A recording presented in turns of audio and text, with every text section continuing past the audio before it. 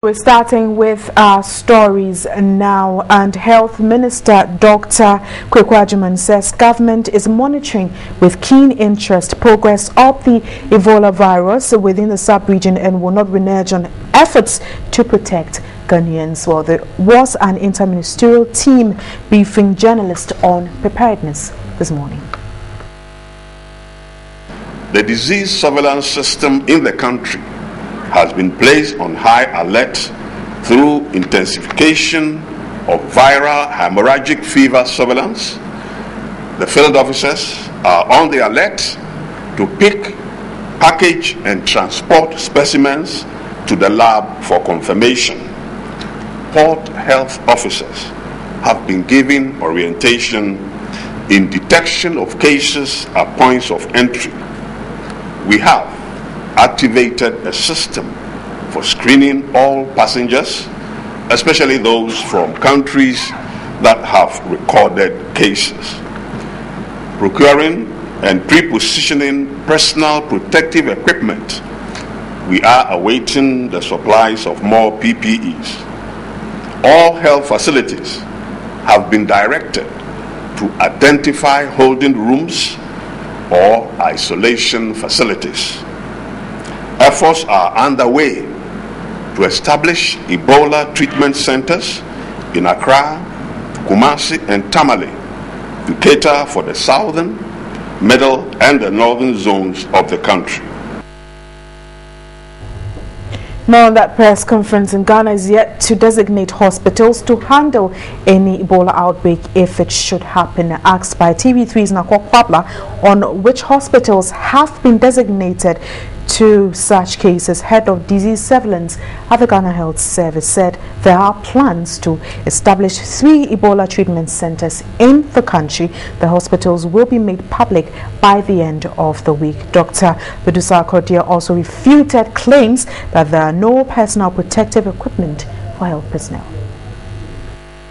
The ministry and then the head of the service, the Director General, before even Ebola, has sent directory to all health managers, the national, regional, district and facilities to ensure strict adherence of infection prevention and control, which has clearly been spelled out in our guideline for infection prevention and control, well circulated and all facilities have access to this.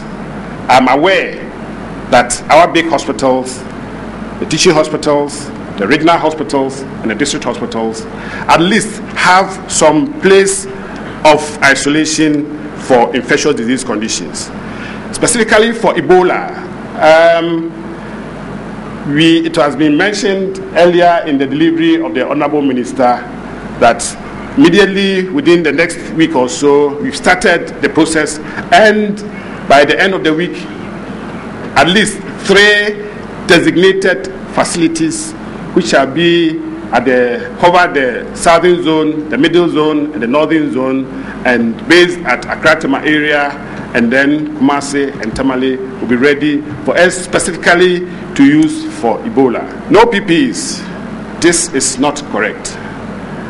My office has distributed PPEs to the staff that are likely to come in contact with suspected cases and the frontline staff at the various points of entry. All the teaching hospitals, the regional hospitals have PPEs. We have sent PPEs to KI, the airports and all the points of entry.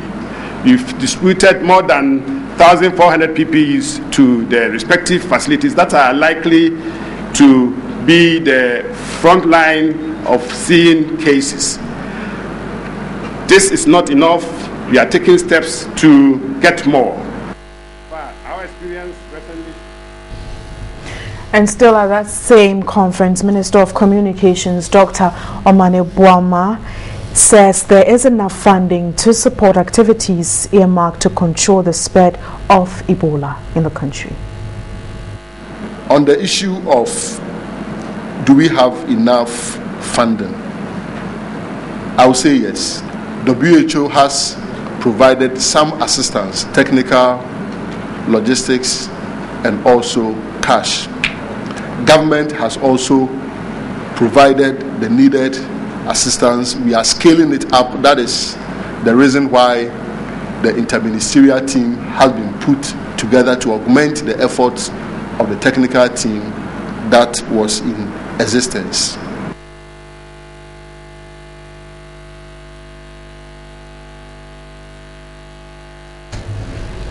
Right, so we're still focusing on the outbreak, that is the Ebola outbreak, but still looking at Ghana's preparation if there should be an outbreak here in the country. And the Health Service Workers Union has criticized the Ministry of Health for providing about 1,000 protective instruments for Ebola emergency treatments, and health service workers say the provision is inadequate. So we're going to the phone line to speak with my colleague Daniel Opoko, who has been following this story, to give us some update on this very issue. Hello, Daniel.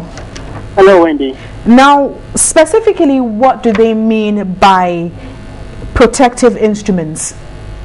Right. When you listen to the Health Services Workers Union, they really acknowledge that Ebola is really real. But the major problem has to do with the inadequate provision of protective equipment. Now, this morning, the Minister of Health was saying that has provided about 1,000 protective equipment to various hospitals across the country.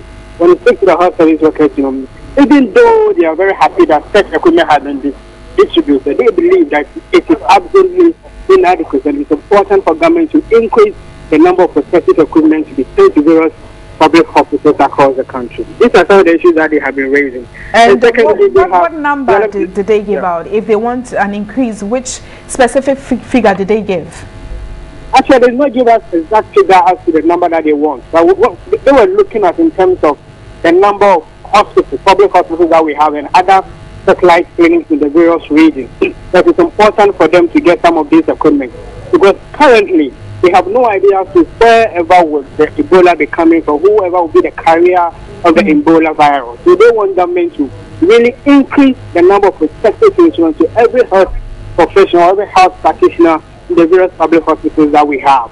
So they will also be able to react positively towards those people who probably may be reported to the various hospitals. And we don't want a situation where someone will come to the hospital, the health practitioner may have to run away from the person simply because the health practitioner does not have protective instruments to protect his or herself. Are they satisfied with the quality of protective instruments given them?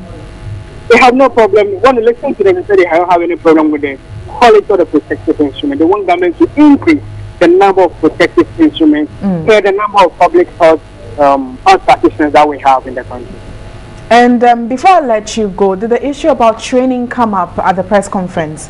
Exactly. I asked them whether they have been trained, because there's a need for them to be trained to know how to react, to be able to identify the real symptoms with regard to Ebola. When they speak to them, they said yes, they have been trained. Some of their members have been trained. As I speak to you currently, they're also having their delegates congress to also map out strategies to see how they'll be able to deal with this Ebola, that if in case Ghana is able to record one.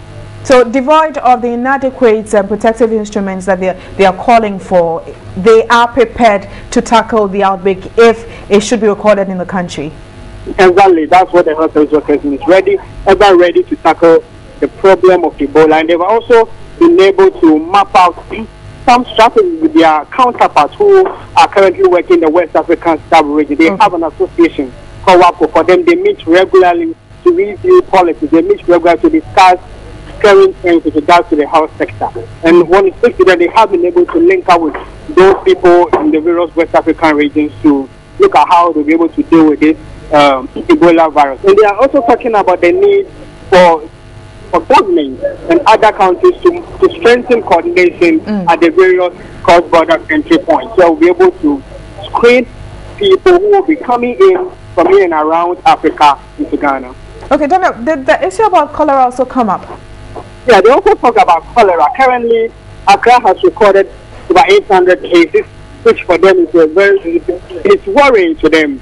And they have actually asked the Ministry of Health to create stronger collaboration between them and other stakeholders. So the ministry is also called for a meeting to see how they can totally deal with this cholera case. Because it appears every year we keep on recording cholera cases. And after this particular year, the death has increased. This has become a source of worry to the Health Service and Workers Union. All right. Well, thank you very much, Daniel Opoku, for that update.